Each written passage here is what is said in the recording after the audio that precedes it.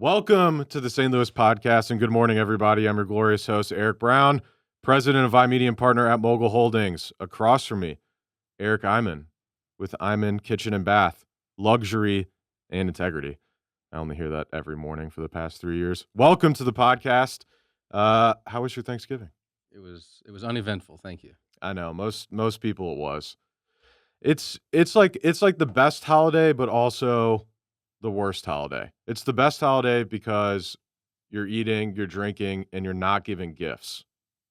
But then also you have turkey, which we just discussed was mid. And there's no holiday that is a steak holiday. No, there's not, unless you want to make it one. I think You we can have steak on Thanksgiving. It's yes, okay. yeah, I know. But an uneventful holiday is a successful holiday. That is true. I almost brought over steaks to my parents' house, and I was like, I don't even want to bother cooking it. So Eric Eyman, Eyman Kitchen and Bath, remodeling company here in St. Louis. So I've known Eric for what? I don't know, 4 years now. It's been a while. See each other almost every single week if one of us doesn't miss. Mm-hmm. A long time. I always think about the amount of hours that some of the B&I members have spent together, and it's probably more hours spent together like in a year than everyone besides your family and literally if you go into an office, the people you work with. Yeah. Like we probably see each other more than you see your good friends potentially. Yeah. Oh, for sure. Which is crazy. Yeah. All right, so take us back. So you were in entertainment. We're gonna go straight there. You worked on cruise ships. You did dancing. I think someone might have sent me a video actually of you dancing, so maybe we could put that up here on the podcast. I think someone might have sent me one. Probably not. So, okay, so you did that. Mm-hmm. You met your wife doing that. Mm-hmm. So real quick, take me back to before remodeling. How the hell did you get into that? Why'd you get into that? What was your interest? I was always in remodeling right out of high school. It's always been, I guess you could say, a passion of mine. Sure. As a career. So I started in the industry in 2000 and did that on and off for 20 years as I was back and forth working abroad. And when I finally stopped the traveling in that industry, then I settled down and started my own company. Got it. So now your dad worked with you. Did you and him start it together? We did, and he has no background in the industry whatsoever. Gotcha. It's just something that happened when I came back to the States and decided to start a company together, but he has no background in it whatsoever. So Gotcha. he just really did the office work, helped fund the business at the beginning, and now he's out of the business. But that's you said you bought him out, so that's awesome. Yeah. So that's super successful. So when it comes to remodeling, you said you were always interested even when you were younger, but you just said that your dad had no interest in it. So where did your interest come from? Where were you did you have a job in construction or where? I mean, I guess Were you always fucking around with stuff at the house? No, I guess my interest wasn't really an interest. It was just I didn't want to go to college. Sure. And I got a job in construction. Sure, got it. So, and I was never meant to be the guy, the laboring guy, swinging the hammer every day. So, yeah. Yeah. Well, I'm always curious because, obviously Vi works with other business owners, but we own, West County Insulation. And I give my guys shit there because I'm like, I would much rather be working with, 50 business owners than thousands of homeowners. But for you, for the most case, you don't have to have that issue of, doing a job a day, right? Obviously, you have jobs that last longer. How has the consumer mind changed over time of you working with them? Mainly becoming arguably harder to work with? Or is that not the trend? Has it been pretty much the same throughout? I mean, I can only speak from my experiences, which is over the last 13 years as a business owner, because prior to that, I was never in that position to really know what the clients were saying and doing. I was just doing the work. But I can tell you now, the expectations that people have are almost unreasonable. I mean, to perfection. Right. It's not perfect. They don't want it. The things that people will nitpick about and complain about, it's mind blowing sometimes. Um, to the littlest tiny scratch. If the sun is shining through the window a certain time of day and you're standing in one particular spot and you look across with one eye closed and you only have one shoe on, you can see it. And I Sure. want that fixed. And I don't want Yeah. it fixed, I want it replaced. Yep. Yep. It's just unreasonable expectations, but we strive for perfection. I think why I've been so successful over the years is I am that way, Mhm. and I will make it perfect. Mistakes are going to happen. We're all human. Robots aren't doing our job. We are, Yep. and mistakes happen. And we always leave our clients happy 100% when we're done. So where do you think that comes from? I have no idea. I have no idea. Is it the is it the same age of people? Um, Not necessarily. Yeah, No, it's older generation that are harder to work with. that no. I'm Okay. just saying it comes from the older generation Gotcha. that have money. It comes Mhm. from older generation that have been saving years to do it. Sure. And then it's also coming from the younger generation too. So it's everybody. And I don't know why that is. I think it goes back to social media, a lot of A it. lot of it is all the shows that you see online, Yep. everything at your fingertips. Well, yeah, Um, home improvement shows. Oh my god. they can always do it better than you because they saw Yeah. a video or whatever it might be. Yep. Um, but it's the only way to say it. It's unreasonable. It really is. Can be unreasonable. So when it comes to, a remodeling project, well, let's actually take it back. When it comes to remodeling companies, obviously there are those that, go in, you want like a $5,000 bathroom or whatever it is, or maybe that's not even reasonable anymore for like the cheapest bathrooms, No, you 10,000. Is that even, so you go into can't. whatever. Okay. So whatever. You're cheap, right? Or you're an inexpensive option. Hmm. You're not, you're going in there, you're just having vanities and everything else that everyone else has. Hmm. Versus going to, let's just say, a custom remodeler where you can map it out, pick out your own stuff. Like have handmade Amish cabinets and things like that, which are amazing. So what are the differences really when it comes to a remodeling company and how to choose? Well, I think that you can hire anyone and almost end up with the same end result once it's done. Okay. You're probably going to be happy with your investment and you're going to be happy with how the project played out. Mhm.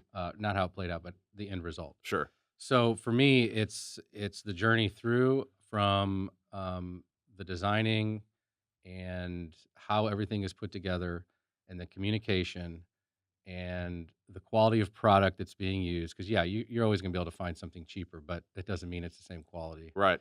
Um, Communicating with everyone and cleanliness, Mhm. following through with what you say you're going to do, is what you need to look at when you're choosing. Because price obviously plays a huge role in this. And if price is your only determining factor, Yeah. you're going to find someone cheaper, and you're probably not going to be happy with the outcome. Mhm.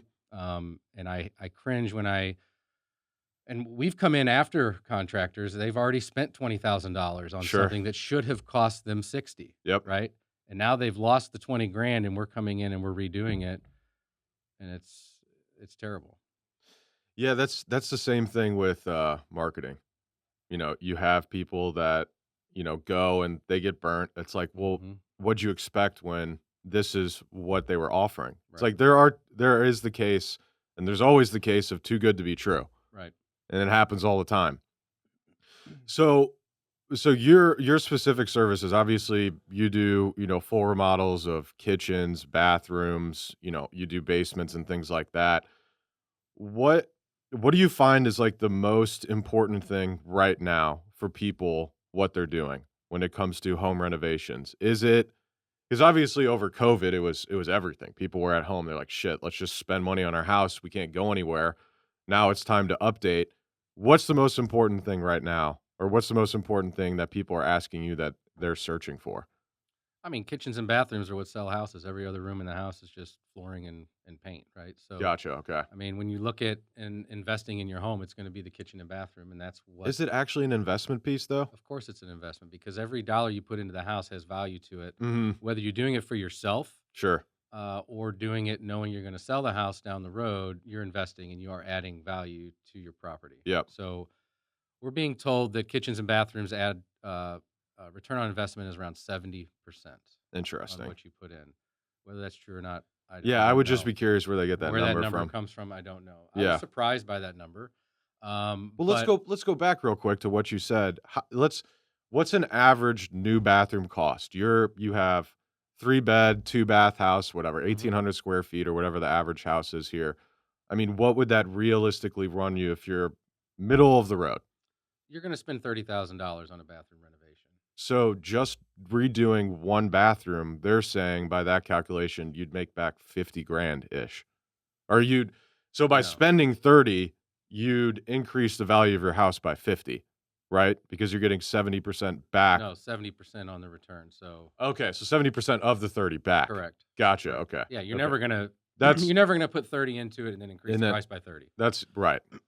Um, but I think that's a good number, and you shouldn't be doing this to sell your house, especially the way the market is right now. Mhm. Why go through, the headache of the renovation and the cost Right. when you can't keep a house on the market more than 30 days? They're Exactly. gonna sell. So when I have clients call me and say, "Hey, we wanna do this because Mhm. we're gonna be selling," I talk myself out of work because I Sure. just don't wanna see them go through it. There's no reason to, you Yep. know? Drop the price by the amount of money you think you're gonna put in this renovation and just sell the place and put it into the home that you're gonna enjoy. Yeah. Um, I would much rather renovate for somebody that's doing it for themselves. There's more value there than there is to do it and sell it. Mhm. Yeah, you said something interesting, which I've never thought about. You said the values in, like, the kitchen, the bathrooms, because everything else is just floors and paint. I was like, "Holy shit, it's true." Yeah, I mean, buyers go through a house and they look at the kitchens and bathrooms, Yep. and they typically walk through the home twice Mhm. before they buy it. Mhm. So that's what they're looking at. And they're looking at whether or not they like the kitchen or bath, whether it's suitable for them, and whether or not they're going to keep it that way or intend to renovate it when they buy it. Mhm. Whether they ever do, Sure. Sure. but that's what they're looking at. So, Yeah, I always look at it from a standpoint of investment, sure, 70% back, but just having something you're in your bathroom, and if you cook all the time, you're in the kitchen all the time. yep. And having like, right now, I rent, and the one thing I'm pissed about is my appliances. I can't I just bought an induction hot plate because I'd, like, over this piece of shit Hmm. stove, and I cook all the time, so it's like having that type of stuff. So when it comes to, like, designing, right, let's just say a kitchen, because you have an area, right, you do a full tear out. You can put stuff wherever you want. Now, I'm on the, home building subreddit, so all the time people are putting up plans Hmm. of the blueprint of their house, and all of these people just give feedback. The fridge is too far away from the, entrance to the kitchen through the garage. You're having the refrigerator open up in the main walkway, things like that. When it comes to good design, I'm assuming a lot of the time, well, maybe not a lot of the time. I would, half the time you're going to have clients that are like very invested in, sending you ideas and kind of Hmm. outlining that stuff. When it comes to like best practices, is there things that you always make sure to do like in a kitchen, or you try and sway people away from doing, even though it may look cool, Right. but it's not practical? Yeah, I mean, there's definitely some standards when it comes to designing a kitchen functionally, how the Mhm. space is used, Yep. that we would start with. Mhm. But I start with a conversation with my clients about how they're going to use a kitchen because everybody uses it differently. Right. So we talk through that to find out what is most important to them about their kitchen, not only about what is important about the new kitchen and how they're going to use it, but what did they hate about the old kitchen Yep. so that we don't go back with the same problems that they're having now in their kitchen. But there are some standard layouts that you start with. but it all comes down to how they want to use it. The fridge in the walkway you mentioned. Okay, fine, but some people say, well, I want the fridge over there because when I'm over here cooking, I don't want guests or family members coming in my space. Mhm. And the fridge is what everybody uses. So that's why that may be over there. Ah, okay. Or adding a second fridge so that it's in the space that you're working in and people have the secondary fridge for beverages when they want to use it. And same with the trash can, having the trash can in a place where people can use it while you're in the kitchen, because there's nothing worse than when you're trying to cook for a holiday or something and everyone's in your space. I Yep. wouldn't know that because I don't cook, but so I'm Sure, told. fair. Fair. But everyone likes hanging out in the kitchen. They do, but on that side of the island, Correct. right? Correct. So So you have to design it in a way that you're going to keep your guests away from you. mhm. Um, People do come with their own ideas, and I'm open to that. If you have ideas that you want, we'll implement those into our design. If not, that's fine. We'll come up with ideas ourselves. There's a lot of things that you'll see out there on videos, different gadgets and things that are like really cool to have in your kitchen. Um, and they're very The cool. stovetop water faucet, it's amazing. The pot filler. Yeah, the pot filler. A lot of cool gadgets that you can have in your kitchen, and they do seem very cool to watch on a video, Mhm. but practically speaking, they just don't make sense to put in a kitchen. Like And what? and normally those things just cost an arm and a leg to do, and it's Mhm. just not. You have an example? I have an example of one of my opinions is appliance garages, for example, right?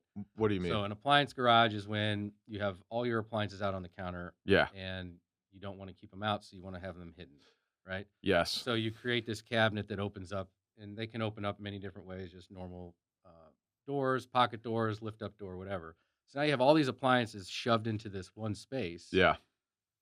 but then you have to open it and pull it out, and you got to go put it somewhere to use it. And when you really start thinking about these appliance garages, I just don't think they're very practical. Mhm. Well, also people have too many goddamn Yeah, way too appliances and many too much appliances. shit. Yeah. Is it I mean, I just had the conversation with my mom. We bought her, like, this warming crock pot. She's got, like, 3 crock pots, but she asked for this one, still in the box from, like, 3 years ago, never been opened. I'm like, "You don't need all of this shit," but so many people just have so many appliances.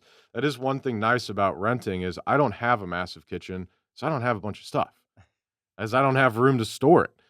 But yeah, that's annoying. That's annoying 'cause, so what are they putting away? Like the microwave? They're not pulling out a No, not the microwave. microwave. You got your toaster and your coffee pot and your air fryer and your mixer and your blender and all these things. And Yeah. if you have the space for it, it's great because you can just pack what you need in there and have plugs and you can use them. But then the cabinet above is too short, so you still have to pull it out.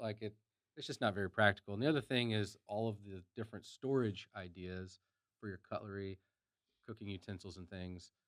You really got to put thought into how you're going to use it and what you're going to store, because you might put in this divide for all of your cutlery, and then when you go to pack everything away, what we built Yeah, it doesn't fit doesn't stuff. fit, Yep. right? So those are other things that I tend to tell people to aftermarket once you're done. Once you have everything unpacked, you really know how you're going to store your kitchen. Mhm. Then start looking at all the different storage ideas and maybe putting it in after the fact, unless you just really know how you're going to use it, where you're going to put everything. And we Yeah. have clients like that too. It's like, "No, I already know exactly. I have it all laid out. Here's Yeah. the plan. Forks, Yeah. knives." Yeah. I'm Yeah. I'm not surprised that there's people like that. Yeah. That makes total sense. So, when it comes to do you help with the appliance pick out as well, or are you just like, go to Slyman or whatever? No, we help facilitate that. Okay. Mhm. When it comes to appliances, what are some good brands and what are some bad brands? I always hear Samsung stay away from. I tend to stay away from Samsung, Okay. and there's different levels too. It depends on your budget. So Sure, sure. probably the most popular at the moment would be the GE profiles. Okay. Those are still affordable for what I call us normal people. Mhm. So the GEs sell a lot in KitchenAids. Then you step up to your Wolves and Sub Zeros and your monograms, and those just get they Those get are they insane. get crazy. Those are And insane, yeah. again, I don't know why people want all of this. Mhm. They see on Hell's Kitchen that these appliances are being used. Well, yeah, it's a restaurant, it's Y commercial, but everybody wants this commercial grade kitchen Yeah. in their own home. Yep.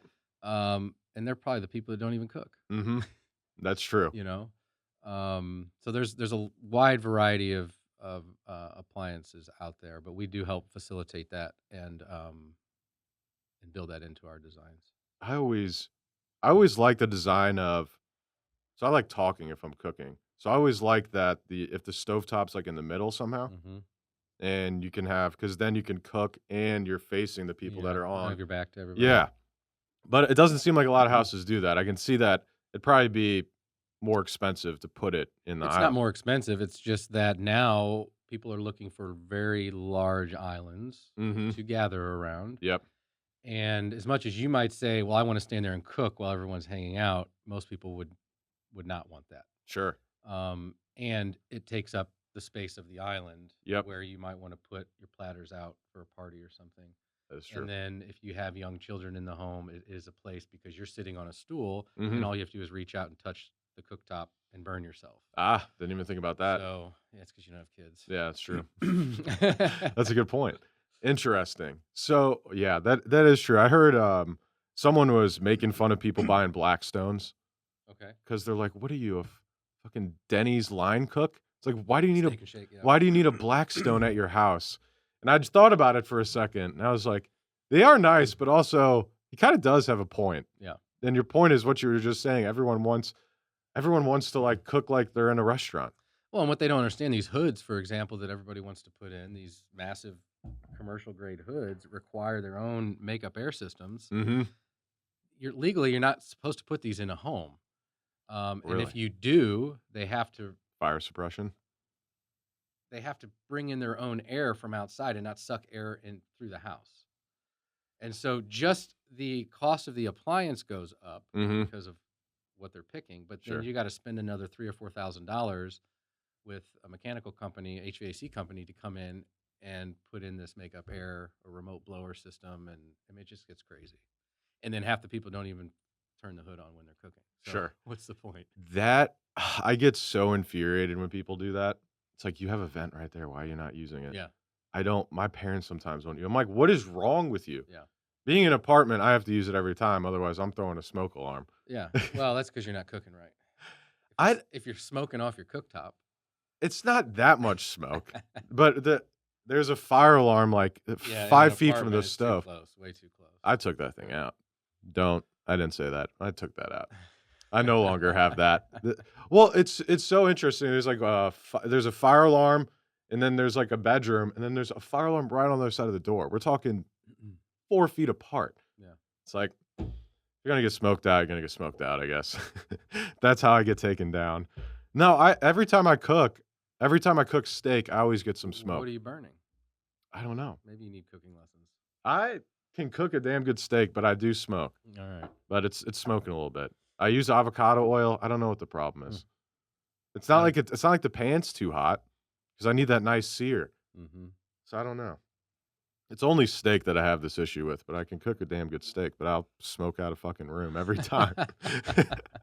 And it's so annoying. Yeah, I do like those industrial hoods though. They Oh, are they're nice, cool but looking, now that you say it but like at that, what cost? yeah, So yeah. I guess if you have like a chef or something, maybe it makes sense, right. but then, the 4,000 for a vent probably isn't an issue. All right, toilets. Let's talk about it. All Are right. people doing bidets? Oh yeah, that is definitely trending Okay. big time. Everyone's requesting bidet toilets, and even if they're not buying them now, Mhm. we're adding power at a toilet. Almost every job. Got it. For possibly buying one down the road. I don't know if it's something that they don't want to. We'll get it after we're done because they just don't want to talk about it, or I don't know. But there's toilets where it's built in. I mean, Mhm. they you can buy a toilet that the bidet is built in. You can buy a toilet that just has an attachment Yep. seat. But yeah, it's definitely happening, I need to order and one. it's been happening for a very long time over on the other side of the world. I So was about to say, why I don't we make fun of, like, Europe, or we make fun of UK for, like, dirty teeth, yeah, but we over here, we got dirty yeah, assholes. we do. Yeah, So, bidet it up. yeah. I'm literally about to It's order one. very hygienic, I'm about to order. You and have one at your house? I don't. Come on. No. It's Um, hygienic. it's hygienic and you save a lot of money in toilet paper. That's Yeah. also true. Yeah, my my friend was like, "I only use 1 roll, like, every 2 weeks." I'm like, "What?" Oh, wow. I'm like, "What?" Don't ever shake their right hand. I'm like, what?" My dad used to have a joke. He's like, "Yeah, 2 rolls of toilet paper or 2, like, sheets of toilet paper because you just stick your fingers through and clean out." And I was like, "That sounds like that's what my buddy's doing." I'm like, "That's disgusting." Yeah. But I was, is it Bidet King? Let me look this up real quick because I was crying laughing.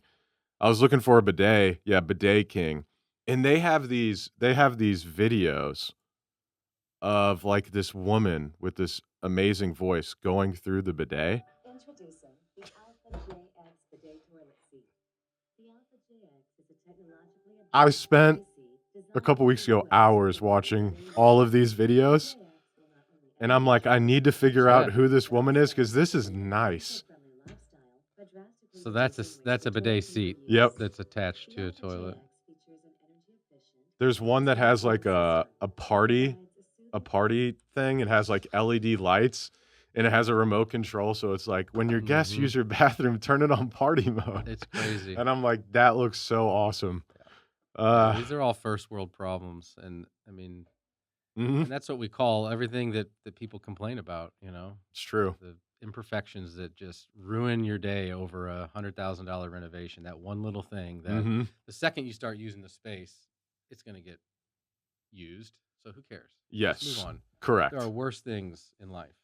Hey there, St. Louis podcast listeners. We've got some exciting news from our friends over at Farmers Insurance of St. Louis, led by the man, the myth, the legend, Mark Lee of Farmers Insurance. Mhm. If you're looking for a job or to own your own business under a brand that everyone and their cousin is familiar with, Mark Lee with Farmers Insurance of St. Louis is recruiting insurance agency owners here in St. Louis for their Farmers Insurance Mentorship Program. And as many of you are aware, Garrett and I have owned quite a few successful and award-winning businesses over the years, and in a past life, one of those was a farmers insurance agency out of Chesterfield, Missouri.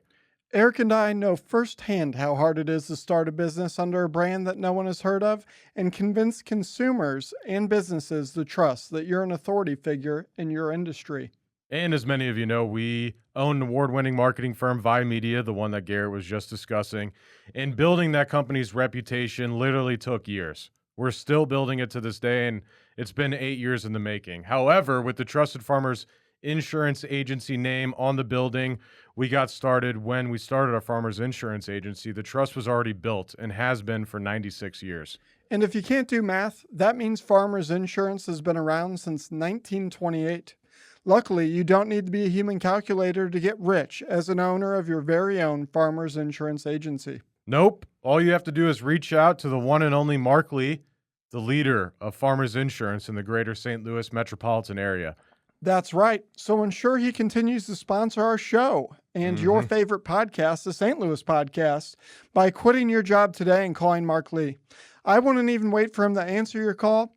Call your boss now, quit, and become your very own business owner. Mhm. Visit insurancecareerstl.com. That is insurancecareerstl.com. Should we spell it out? Yes, it would be INSURANCE, career, CAREER, STL.com, insurancecareerstl.com. Go there now. Back to the yes. podcast. And wait, insurancecareerstl.com. Back to the podcast. What's the worst, what's a horror story that you've had? Regarding a horror story. Just tell us a horror story. Job went wrong, or job went wrong because of bad client. What can you share on the podcast without getting canceled? I don't have a lot of horror stories that I don't know, man. I put me on the spot. Yeah. I don't know. Well, I what's the best job you've ever done? You were in the was it last year or 2 years ago? You and your um uh interior designer that you mhm. work with a lot won an award, right? Well, we And were featured in STL Design magazine. but that Yeah, well, I didn't win an award, but we were in the magazine. oh, Yeah, okay. Still awesome. yeah, it is. It was very Regardless, awesome. still Yeah. awesome. Uh, So, okay, no horror story. Let's talk about yeah. I mean, I have a lot of horror clients, but I don't know. I can't think that quickly to tell you a horror story. sure. So when it comes to let's talk about that job Mhm. or just jobs of that scale, Okay. right? Because obviously, a lot of remodeling companies can come in and, do a normal bathroom and do a normal kitchen. But this job was well beyond a scope of a normal Mhm. remodeling company. So number 1, how'd you get the experience and stuff to in order to actually do that? And number 2, how do you actually have the balls to do that job as well? Um, well, just a lot of experience over time Mhm. building up to a project like that. Mhm. Um, you learn something new on every single job. I don't know everything. You think you do, and then you go to a new project and you hit a brick wall of something else that came up that you've never experienced before. So it's Yep. just you learn a lot over the years, and I've never been afraid to dive into something, even if it's well over my head. Yep. It's probably bit me in the ass a couple of times, but Sure. honestly, just a couple of times. But you know, you don't have to know everything Mhm. to offer these kinds of projects to people. You just have to have the right team of people, whether it's within your company or other partners that you work with. Sure. If you don't know how to do it, you find somebody that does. You find the expert in that field to make it happen. Mhm. So I would say that that's, for me, it's finding the right people over the years to work with to be able to take these on. I specialize and know what I know, and then I've got people that know the other things that I don't know. And as I take on projects that involve those other things, I learn along the way so Yep. that next time I know what I'm talking about. So when it comes to working with like an interior designer and you, how does that process look like? I guess when it comes to what you do and like your design capabilities versus an interior designer, where do they kind of step in and fill that hole? So, an interior designer or decorator is going to take our project to the next level. Okay. I mean, there's only so much that I can do, Mhm. that we can do in house as far as design and helping people put the color palettes together and textures and all of those things. And I didn't go to school for that. I don't have a degree in decorating. I Sure. I have my opinion. I think it's a good opinion. Yeah. But at the end of the day, Yeah. when you Is work there a with, degree for interior design? yeah, sure, No. but a lot of it just comes with experience, That's I was like, what are you gonna go to? I guess colors But and stuff. everybody's But an yeah, interior designer these days, you there's a know? lot. So, but Well, they that goes back to what we talked about earlier. There's all these flipping shows. well, that's what I mean. There's all this Everybody content. Everyone thinks they right, know how to interior that's design. right. But a true interior designer will take our project from here to here, and I enjoy working with them. They cause a lot of stress Sure. and headache, Sure. and they aren't cheap. Yeah. They will definitely inflate the price tag of your project. Mhm. But the end result of any project I've worked on with a third party designer, they've always been top notch. So do they usually have a good understanding of, like, some of the construction aspects as well? No, No. no, and that's part of the problem Okay. is they just want something Mhm. done, and Yes. it's up to us to figure out how to do it. Got it. And they won't take no for an answer. Okay. Fair. And I've had a lot of clients that way that they want what they want, and they have the money to back it, so they don't care. Mhm. Figure out how to do it because that's what I want. If you could figure it out, Yeah, give them what they want, I guess. yeah, we do. And usually comes with a price tag. But we do a great job in house with our designs, Mhm. and putting our projects together. Yeah. But a true interior designer or decorator definitely helps. So talk about the Amish cabinets. Hmm. So I'll tell you a funny story real quick beforehand. There used to be an Amish furniture place in St. Charles, Main Street. I don't know Hmm. if you remember that. On the corner there by Trailhead. Yep. Hmm. I don't think it's there anymore. I I don't don't think think it's it been there is. for a while. But I remember when my brother was super small, I don't know why I have this memory. We were just dying laughing because he kept calling it Amish. He just kept calling it Amish. But when it comes to Isn't Amish, Amish an Amish name? probably. And I don't think it's spelled Amish though, or Okay. Amish.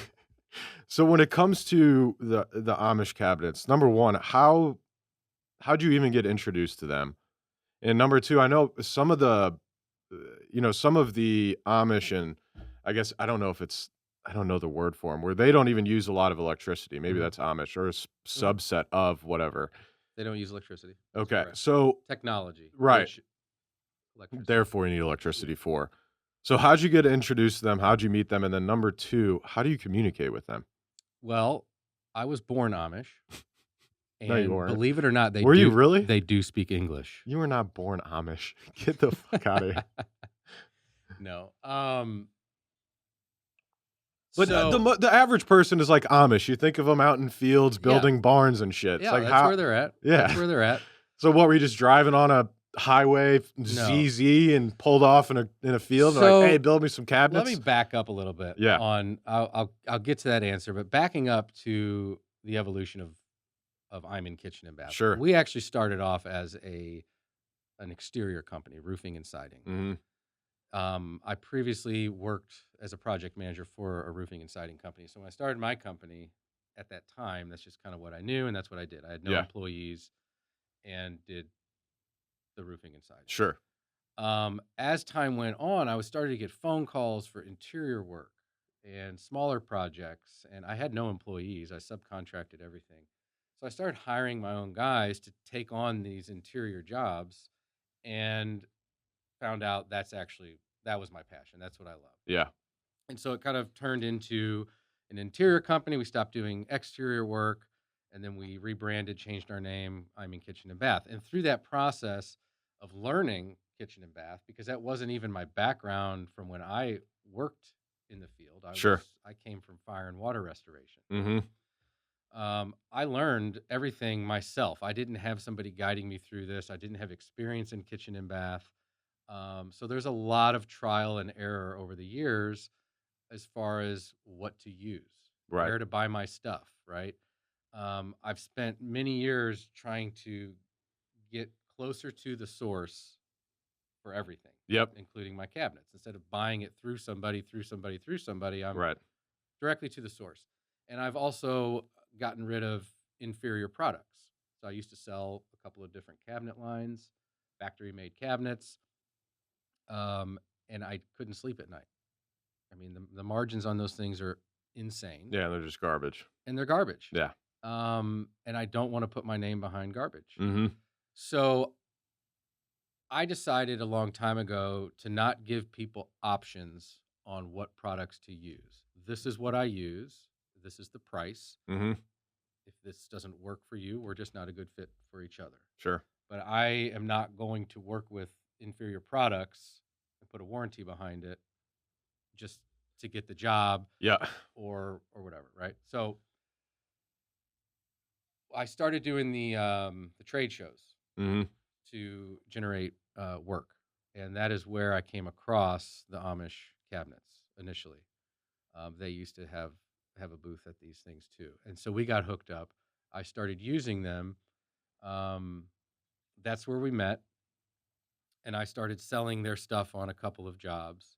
Then I realized because I'm buying directly from the source and not through somebody, the price wasn't that bad. Yeah. And I'm selling the best cabinets there are on the market. Right. Um, and so I started exclusively selling his product. I think now there's one or two other people in St. Louis that will offer his stuff, but I'm the Mhm. only one with a showroom of their product. Yep. I mean, there's thousands of Amish cabinet makers, but this particular one, it's a very small shop, 3 hours north of here, and I think they've got about 5 or 6 guys Yeah. building cabinets. It's a very small operation, but they can literally do anything we want. Interesting. So, So custom whatever. mhm. Send them dimensions, send them any sort of weird any thing in kitchens. any shape or size down to the 16th of an inch, Really? Shit. any paint color. Okay. I offer a couple of hundred different paint colors Oh my god. that we actually offer, Mhm. and if you can't find a color in there that you like, you're probably batshit crazy. Yeah. But we can do any Sherwin-Williams, Benjamin Moore, so any color you want. A lot of factory-made cabinets, you're stuck with maybe 5, 10 different colors. You know, you want blue cabinets, but not that shade of blue. Oh, well, it's the only one they offer. I guess I'll take it. Right. So any paint color, any wood species that you want, Interesting. if you want them built out of any wood species you want, any door style.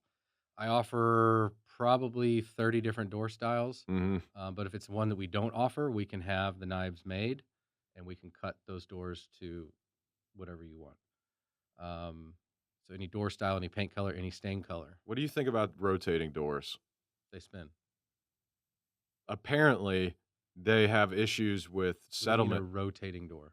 Like those doors that people are putting in the front of their houses now. The Oh, at the front. You're not Yeah, talking cabinets, okay? sorry. I don't know why I was just thinking about this. Mhm. But apparently they have settlement issues and they have to be adjusted all the time. Okay.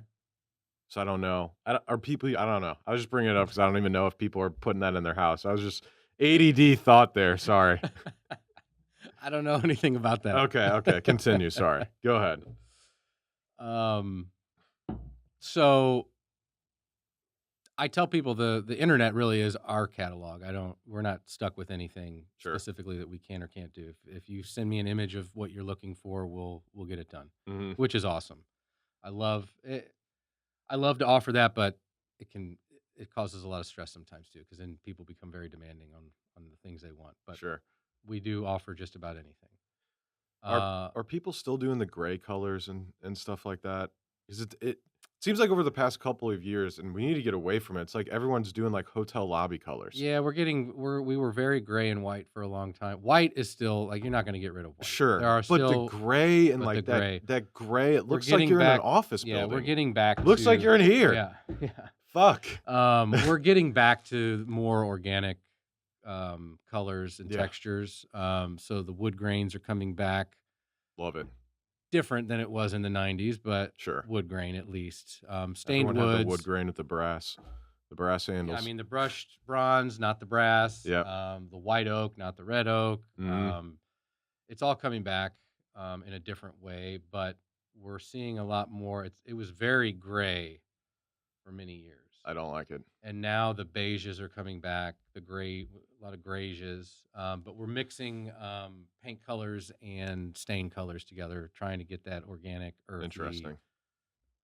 feeling into it. So When it comes to color choice and thinking about like the longevity of either what's going to be in style or out of Mhm. styles, there's stuff that you kind of okay, you'll do that, but you're like, listen, this may not be the best option. No, in fact, I'm the complete opposite. I don't like to hear people say what's in style, what's Sure. gonna who cares? Yeah.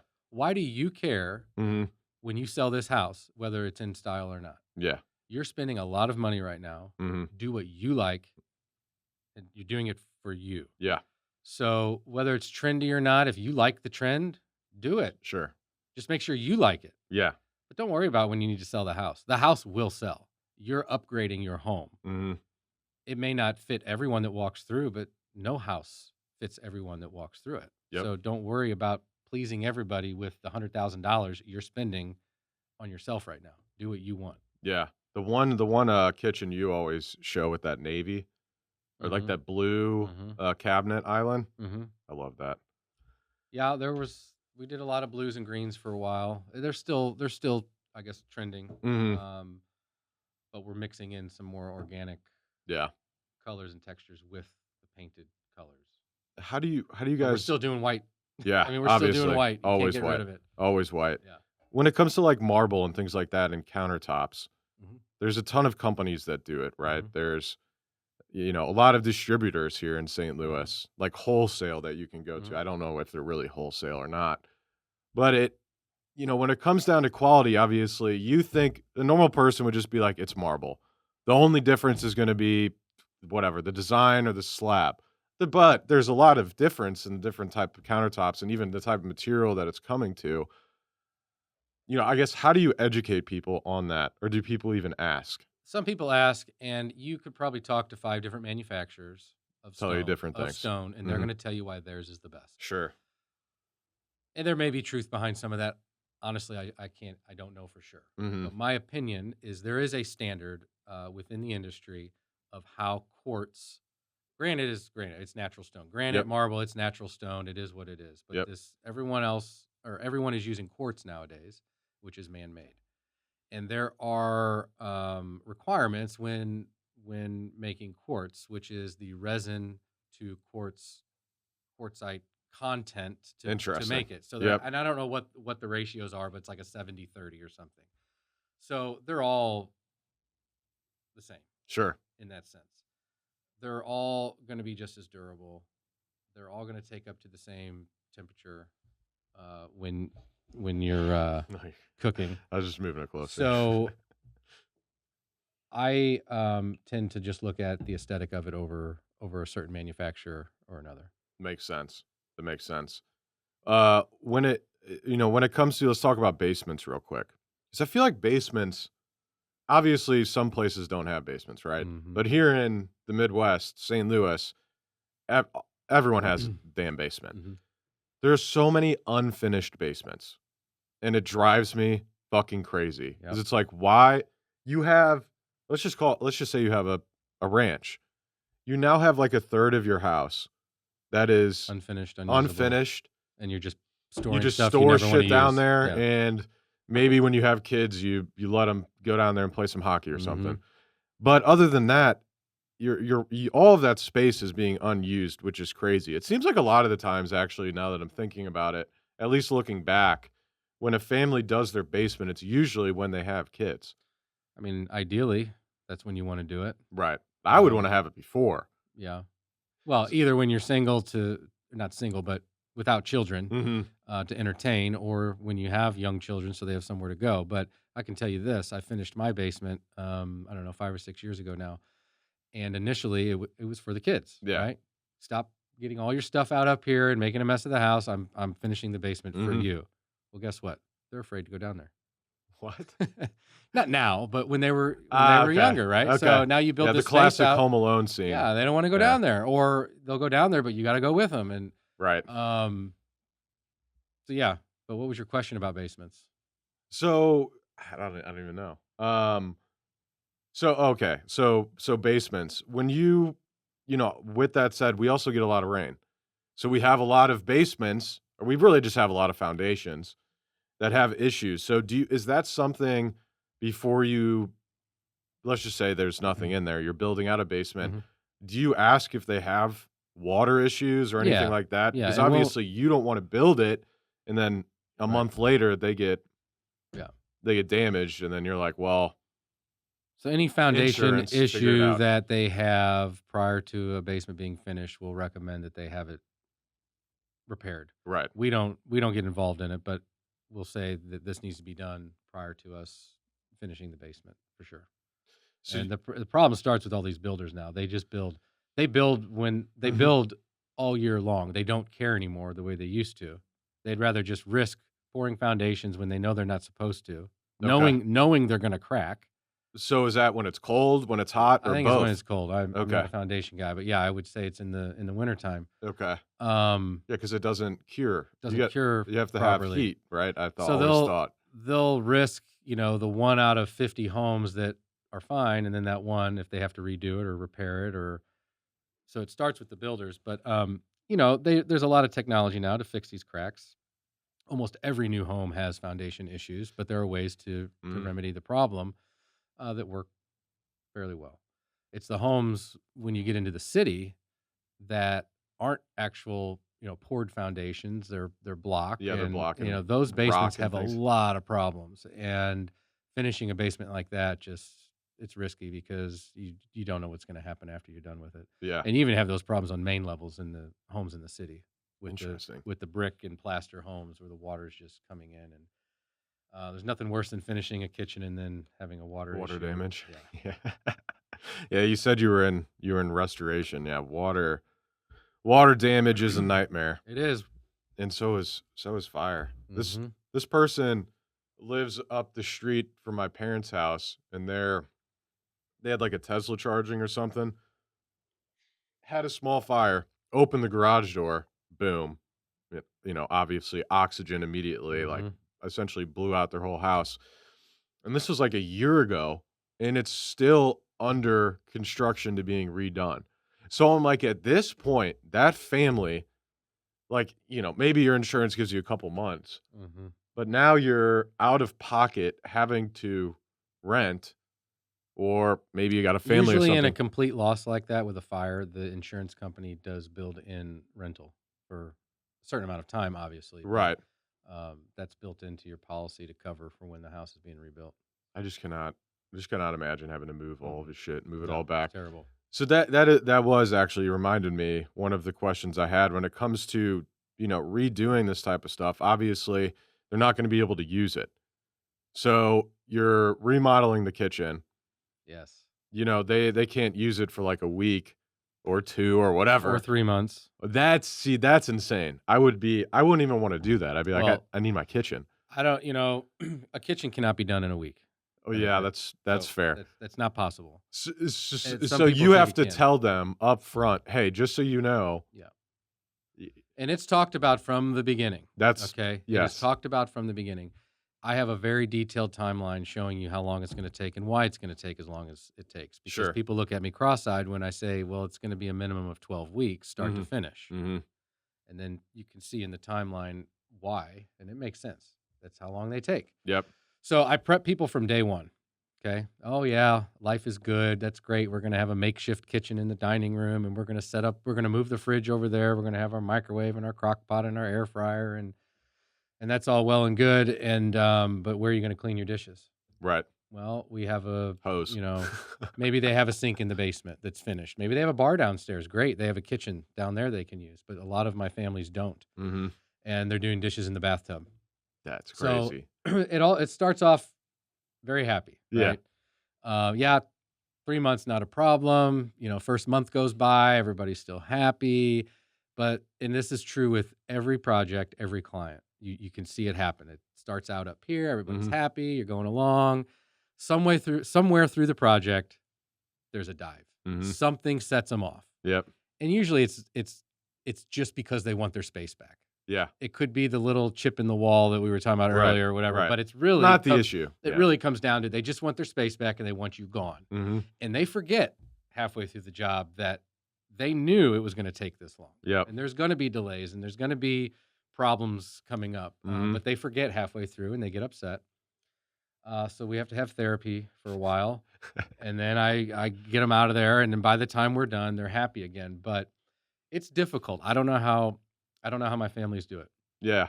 I've had families with 5 kids, That's crazy. and how they handle it, I don't know. I really don't.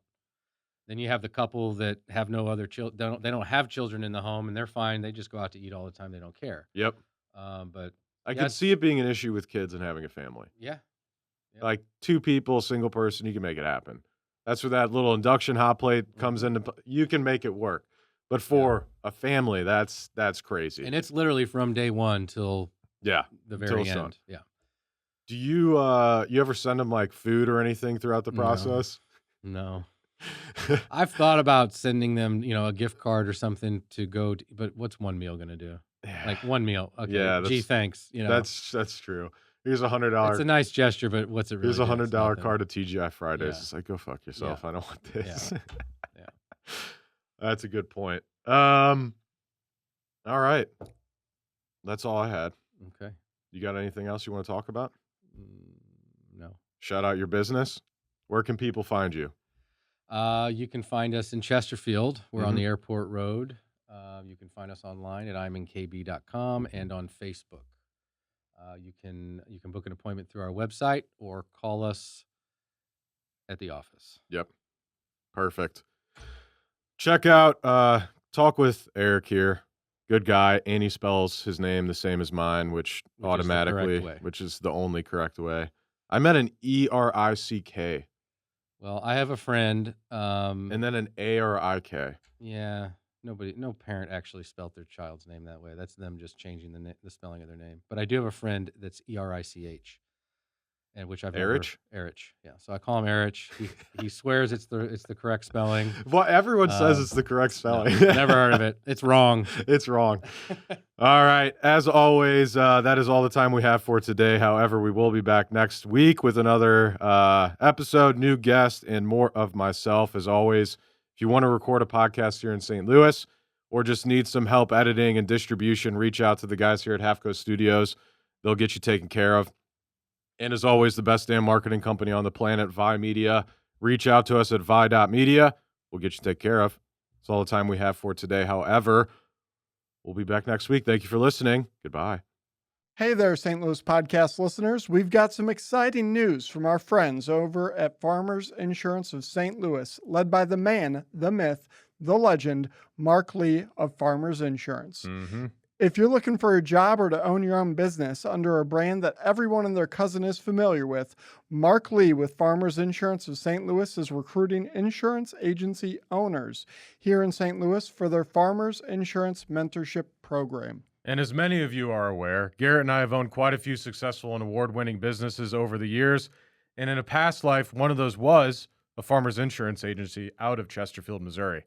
Eric and I know firsthand how hard it is to start a business under a brand that no one has heard of and convince consumers and businesses to trust that you're an authority figure in your industry.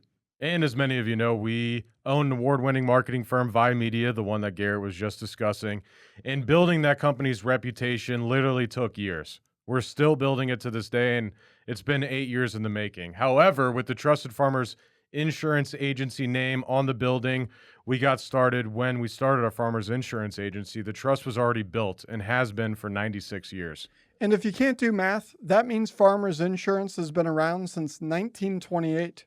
Luckily, you don't need to be a human calculator to get rich as an owner of your very own Farmers Insurance Agency. Nope. All you have to do is reach out to the one and only Mark Lee, the leader of Farmers Insurance in the greater St. Louis metropolitan area. That's right. So ensure he continues to sponsor our show and your favorite podcast, the St. Louis Podcast, by quitting your job today and calling Mark Lee. I wouldn't even wait for him to answer your call. Call your boss now, quit, and become your very own business owner. Visit insurancecareerstl.com. That is insurancecareerstl.com. Should we spell it out? Yes. It would INSURANCE. Career, CAREER, STL.com, insurancecareerstl.com. Go there now. Back to the podcast. And wait, insurancecareerstl.com. Back to the podcast.